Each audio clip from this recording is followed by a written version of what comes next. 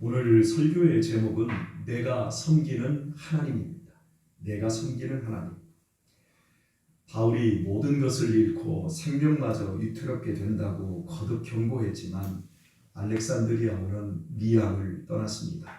마침 남풍까지 불어와 득이 만만했지만 곧바로 유라굴로 미친 바람이 배를 덮쳤습니다. 죽음의 광풍 앞에서 선원들과 승객들은 목숨을 구하기 위해 그들의 모든 재산과 연장과 도구를 버려야 했습니다. 그리고도 칠흑 같은 폭풍의 나날이 계속되자 마음에서 구원의 여망마저 모두 빼앗기고 말았습니다. 완전히 자포자기한 그 순간 절망의 한가운데서 하나님의 말씀을 들은 바울이 일어나 외쳤습니다. 이제 안심하십시오. 23절 초두의 말씀은 이렇습니다. 내가 속한 바 곧 내가 섬기는 하나님의 사자가 어젯밤에 내 곁에 서서 말하되. 바울에게 하나님은 물을 한 잔 떠다가 좀 드리세요. 네. 요즘은 기침하는 것도 참 미안스럽고 그렇지요. 네, 여러분들이 서로 이해를 해주시길 바랍니다. 예. 바울에게 하나님은 아득하게 멀리 계시는 하나님이 아닌 지금 내가 속해 있는 하나님이셨습니다. 바울 역시 파선에 가는 구원의 여망마저 잃어버린 알렉산드리아 호의 승선한 승객 중에 한 사람이었지만, 그러나 바울은 절망과 죽음에 속한 사람이 아닌 영원한 소망과 영원한 생명의 하나님께 속한 사람이었습니다. 그리하였기에 바울은 절망을 뚫고 일어날 수 있었습니다. 바울에게 내가 속한 하나님은 동시에 내가 섬기는 하나님이셨습니다. 내가 속한 하나님과 내가 섬기는 하나님은 동일한 의미이지 않습니다. 국방의 의무를 면제받기 위해 대한민국 국적을 포기하는 젊은이가 매년 5,000명 이상 발생하고 있습니다. 2012년부터 2021년까지 무려 28,000명이 병역의 의무를 하지 않기 위해 대한민국 국적을 포기했습니다. 그들은 대한민국에 속했다고 하지만 대한민국을 섬기지는 않는 겁니다. 교회에 속한 재직이지만 교회를 섬기지 않는 재직도 있을 수 있습니다. 이렇듯 속함과 섬김은 동일하지 않습니다. 유대인들은 하나님께 속해 있었지만 하나님께서 메시아로 보내신 예수님을 십자가에 못 박아 죽였습니다.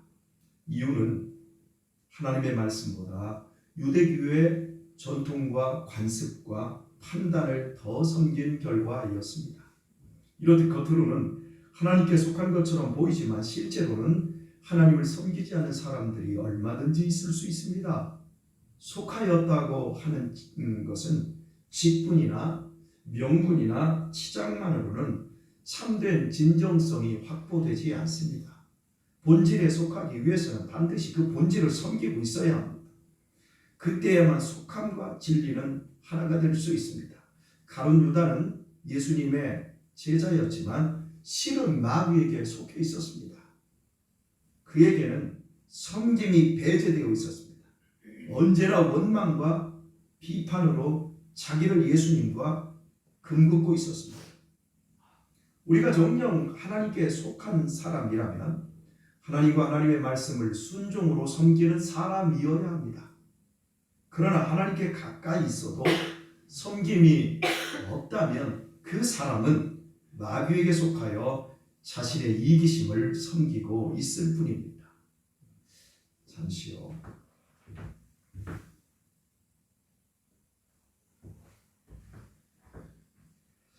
섬김에 대해 적절한 글이 있는데 주제는 좋아하는 것과 사랑하는 것의 차이입니다. 좋아하는 것은 그 사람으로 인해 내가 행복해졌으면 하는 것이고, 사랑하는 것은 그 사람이 나로 인해 행복해졌으면 하는 것이다. 영어로 좋아하는 것은 like입니다. 그리고 사랑하는 건 러브입니다. 비슷한데 완전히 다릅니다. 만약에 지구가 멸망해서 탈출하는 우주선이 있다면 좋아하는 사람은 내 옆자리에 태우고 싶고 사랑하는 사람은 내 자리를 양보해주고 싶어지는 것이다. 꽃을 좋아하는 사람은 그 꽃을 꺾지만 꽃을 사랑하는 사람은 그 꽃에 거름과 물을 준다. 좋아하는 것은 앞서 걷고 있는 당신을 뒤따라가는 것이고 사랑하는 것은 내 걸음을 당신에게 맞춰가는 것이다. 참으로 좋아하는 것과 사랑하는 것의 차이를 보여주는 탁월한 해안입니다. 자기 좋음을 넘는 이타적 사랑에서의 섬김만이 바라는 대상 속에 온전히 속하게 됩니다. 섬기다는 의미의 헬라어 동사 라르티오는 경배하다, 예배하다는 의미이기도 합니다. 즉 하나님을 섬기는 사람은 하나님을 경배, 예배, 월십하는 사람이라는 뜻입니다. 하나님을 서번트, 섬기지 않는 사람이 하나님을 예배할 수가 없고 하나님을 예배하지 않고는 하나님을 섬길 수도 없습니다. 섬김과 예배, 예배와 섬김은 동전의 양면처럼 어떤 경우에도 분리되지 않습니다. 또한 하나님에 대한 예배와 섬김은 예배당 안에만 국한되어 있지 않습니다. 예배와 섬김의 출발지는 예배당 안이지만 그 완결지는 예배당 밖 삶의 현장이어야 합니다. 그러므로 교회 안에서의 예배를 통해 성도들은 서로 간에 깊이 섬겨주는 훈련과 연습을 해야 합니다.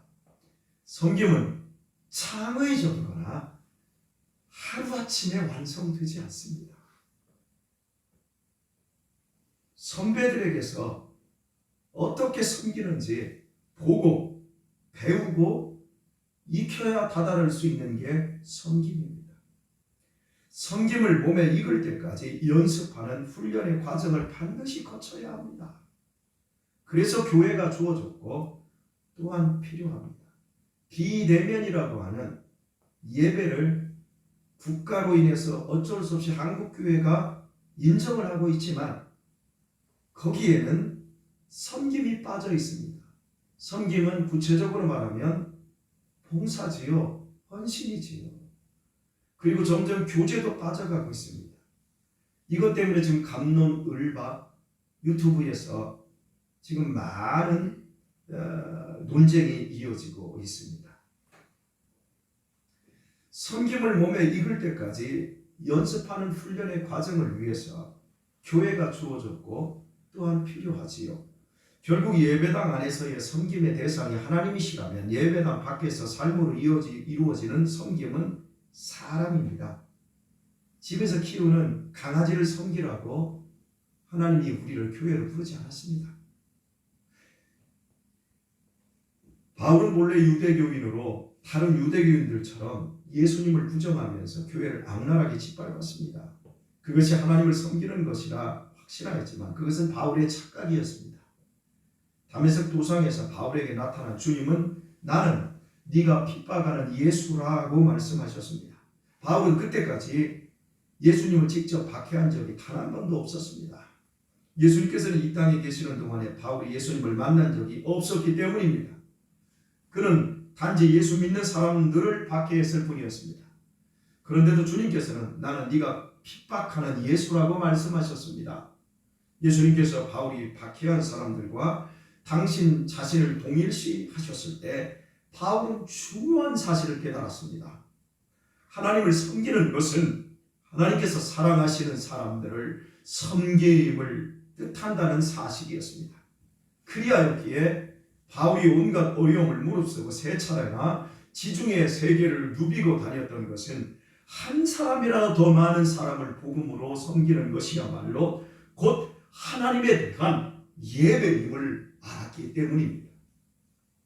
지금부터 22년 전 수원의 명문대 대학원 졸업을 앞둔 외동딸을 둔 모 장로님에게 고민이 생겼습니다. 영특하고 공부도 잘하고 믿음까지 좋아 부모의 자랑이었던 딸이 대학원까지 나와 22년 전엔 대학원을 가는 사람이 얼마 되지 않았습니다.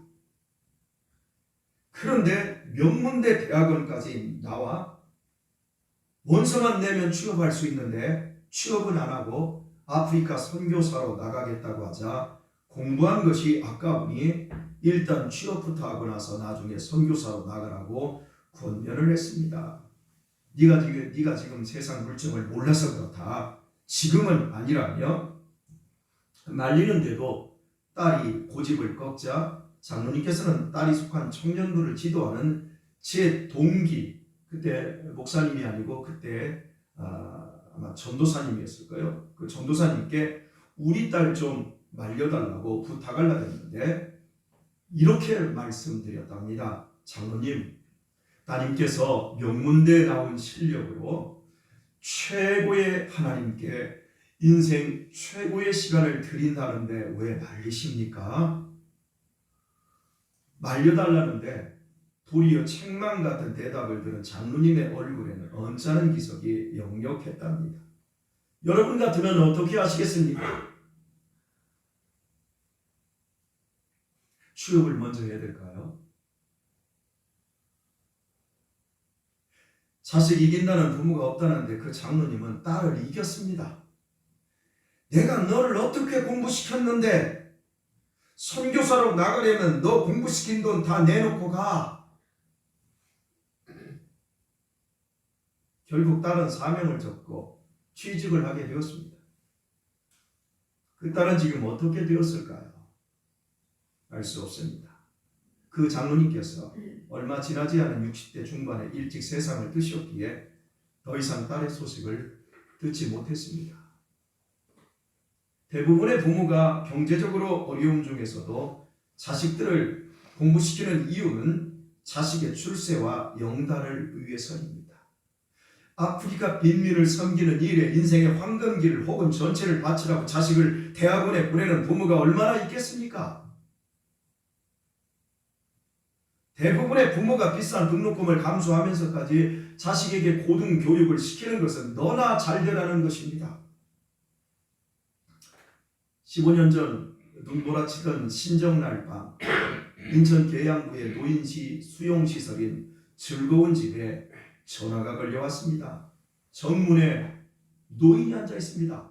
다짜고짜 누구라고 말하지 않고 정문에 노인이 앉아 있습니다. 두 마디만 하고는 전화가 끊겼습니다. 사무장이 급히 나가 살펴봤으나 찾지 못하고 돌아오자 이내 전화가 다시 걸려왔습니다. 쓰레기통이 옆에 있으니 잘 좀 보세요. 다시 나가 살펴보니 옷 보자기를 끌어안고 80대의 할머니가 넉나간 채 앉아 있습니다. 할머니를 일으켜 세우자 저만치서 승용차 한 대가 불이 나게 달아나더랍니다. 할머니가 버려진 것입니다. 여러 가지 다양한 방법으로 노인들이 가족들과 분리되어 버려지고 있습니다. 마음 아픈 일입니다. 왜 부모들이 자식에 의해 버려지는 것일까요? 깊게 생각해 보십시오. 부모를 버리는 그 비정함이 어디서 온 것일까요? 어린 시절부터 부모 걱정은 말고 너만 잘 되면 된다고 공부시킬 뿐 섬김을 연습시키지 않은 부모 책임이 큽니다. 섬김은 책에서 배워서 되는 것이 아니라 오랜 시간 동안 힘들게 배우면서 만들어지는 것입니다. 어떻습니까?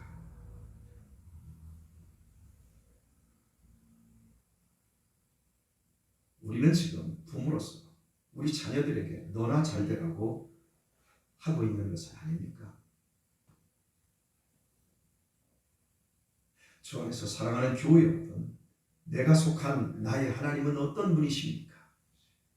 주님께서 이렇게 말씀하셨습니다. 인자에 온 것은 섬김을 받으려 함이 아니라 도리어 섬기려 하고 자기 목숨을 많은 사람의 대속물로 주려 함이니라. 나의 속한 바, 곧 나의 섬기는 하나님은 나를 목숨으로 섬겨주신 하나님이십니다. 이런 이유로 우리는 주님께서 피값으로 세우신 교회에 나와서 나를 위해 당신의 생명을 아낌없이 내어주신 그 주님을 경배함과 동시에 그 주님을 섬기는 것을 실제로 훈련받아야 하며, 또한 교회 밖에 나아가 사람을 섬김으로 신앙을 귀결시키기 위해서라고 말씀드린 것입니다.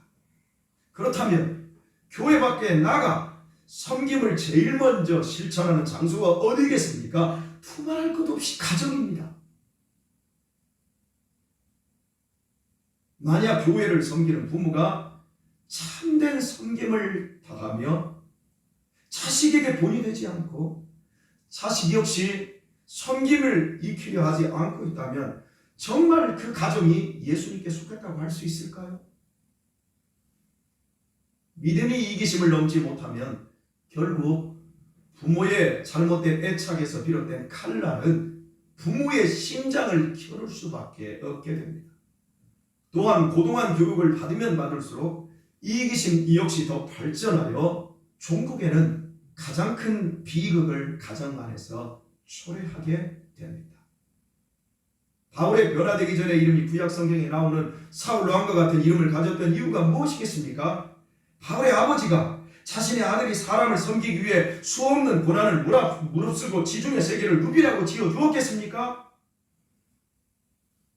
인생을 복음을 위해 헌신하며 젊은 날부터 늙기까지 그 고생하라고 아버지가 아들에게 그 이름 지어주었을까요? 그럴 리 없습니다.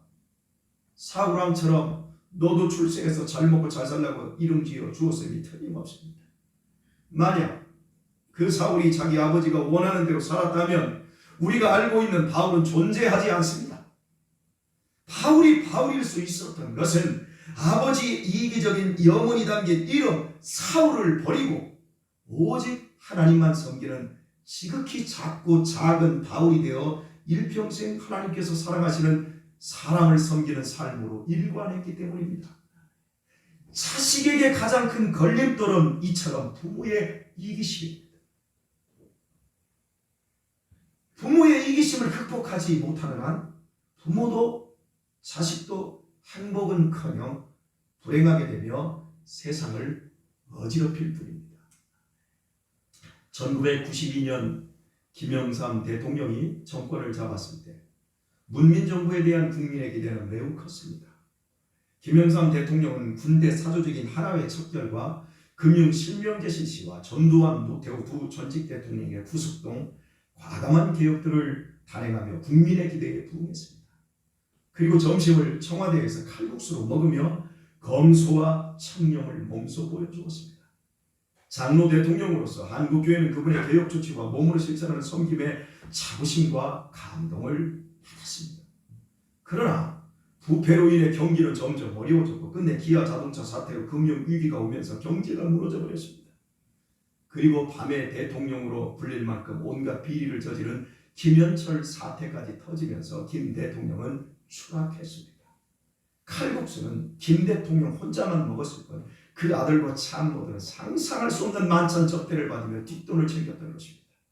그 결과 대한민국 경제는 구제금융을 받아야 할 만큼 처참해졌고 지금까지 그 수렁에서 헤어나오지 못하고 있습니다. 김 대통령은 교회의 장로였고 그의 아들 김현철 씨는 집사였기에 그들 부자의 추락은 곧 한국교회의 부끄러움이었습니다. 왜 이런 일이 벌어지는 것입니까?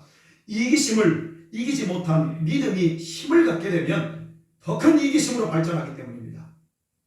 바르게 하나님께 예배하고 섬김을 훈련하고 연습하지 않고는 제 아무리 큰 권력과 영향력을 갖는다 할지라도 세상을 새롭게 하기는커녕 도리어 세상을 망치는 일에 크게 일조하게 됩니다. 현재 문재인 대통령은 이전 정권의 무능과 부정에 분노한 국민에 의하여 촛불혁명으로 세워졌기에 국민의 기대가 남달랐습니다. 그리하여 문 대통령은 대통령 후보 시절에 공직 배제 5대 원칙을 공약으로 걸었습니다.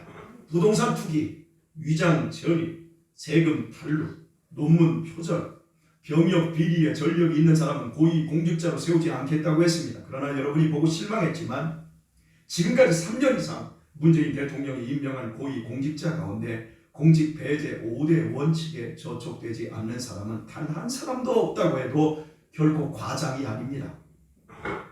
이 정부가 부동산 가격을 잡지 못하는 이유가 무엇입니까? 여러 원인이 있겠지만 근본적인 원인이 무엇일까요? 바로 그 정책을 위반하고 시행하는 그 당사자들이 더 많은 부동산을 소유한 사람들이지 않습니까? 자신의 자녀만큼은 용이 되지 않고도 붕어 가재의 개구리로 살아도 되는 행복한 사회를 만들겠다고 떠들던 사람들이 뒤로는 권력의 힘을 이용하여 유명 대학에 부정 입학시키고 외국 유학을 보내놓고 있지 않습니까? 분이겠습니까? 위장으로 전입하고 세금 달부하고 군대 보낸 아들의 휴가를 마음대로 연장했지 않습니까? 공직 배제 5대 원칙이 왜 지켜지지 않는 것일까요? 말로만 국민을 섬길 뿐 진정으로 국민을 섬길 사람이 없기 때문입니다. 무늬만 대한민국에 속한 애국자들일 뿐 실은 대한민국의 기득권에서 피를 뽑아먹는 거머리에 불과하기 때문입니다. 여야 모두 화려하게 국민을 위하며 진정으로 살만한 세상을 만들 것처럼 떠들지만 절대 이기심을 못 넘습니다. 더 많이 배우고 더 높은 지위에 있는 사람들일수록 이기심 역시 더욱 강하여지기 때문입니다.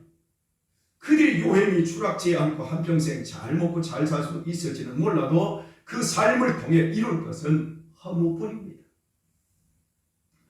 교우 여러분,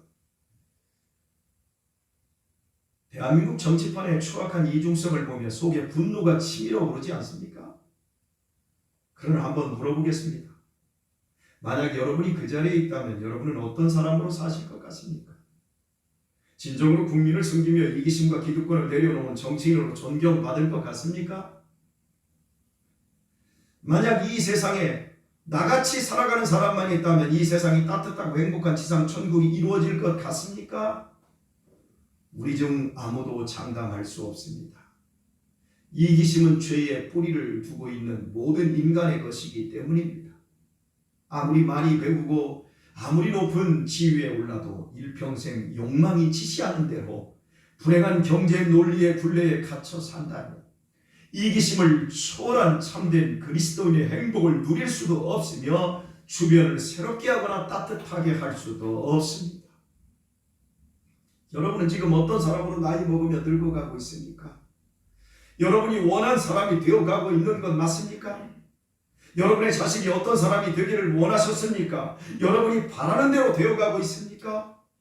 정말로 나와 내 가족은 내 인생 최후의 날에 나를 영원한 지옥이 아닌 영원한 생명으로 이끌 하나님께 속한 것 맞습니까? 우리에게 추수감사절이 주어진 이유는 매년 우리 자신이 쭉정인지 알곡인지 확인하라는 뜻입니다. 예배하는 겉모습이 아닌 우리 자신의 삶의 중심에서부터 섬김으로 연결어가는 주님의 자녀 되라는 내용입니다. 오늘의 말씀을 맺겠습니다. 하나님을 진정으로 예배하는 사람만 진정으로 사람을 섬길 수 있고 그 사람만이 하나님께 속해 있음을 잊지 마십시오. 섬김은 하나님의 성품입니다. 목숨으로 보여주신 하나님의 성품이 섬김입니다. 더욱이 훈련하고 연습하지 않고는 그리스도인이라 할지라도 결코 가질 수 없는 하나님의 성품입니다. 뿐만 아니라 섬김은 내 자신이 하나님의 구원의 울타리 안에 있다는 것을 증명하는 유일한 증거입니다. 이제 내 자신을 축으로 놓는 이기적인 삶의 방식에 우리 모두 마침표를 찍도록 하십시다. 하나님을 섬기는 만큼 하나님께서 사랑하시는 사람들을 섬기는 삶을 말이 아닌 삶으로 구체적으로 우리 시작하도록 하십시다. 나의 후손들이 힘있는 이기주의자가 아니라 나의 자손들이 너나 잘 먹고 잘 사는 이기주의자가 아닌 연약한 사람들을 섬길 수 있는 보통 사람만 되어도 행복한 믿음의 마음을 갖는 조상이 되도록 하십시다. 탐내고 쌓아두려고 하기보다 국가가 나를 위하여 뭔가 주기를 원하는 것보다 나의 것 중 일부라도 나누고 기부하기 위해 기도하는 국민이 되도록 하십시다. 그리하여 일평생 하나님께 속하여 하나님과 사람을 섬긴 자로 행복하게 살다가 죽어 세상 떠나는 날이 왔을 때 하나님의 자녀로 당당히 천국에 들어가는 성도님들 되시기를 예수님의 이름으로 축원드립니다.